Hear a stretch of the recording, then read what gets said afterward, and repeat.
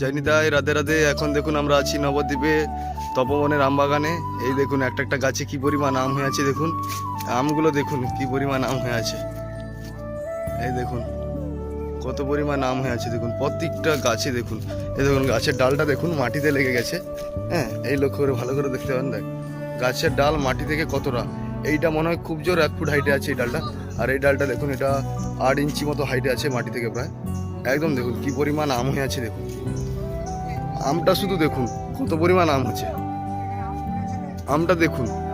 আর এই গাছের তলায় এত পরিমাণ আম পড়ে আছে, মানে কি বলবো, প্রচুর পরিমাণ আম পড়ে আছে। এই দেখুন গাছ, এই দেখুন আম গুড়াচ্ছে, এইদিকে দেখুন প্রচুর পরিমাণ আম পড়ে আছে।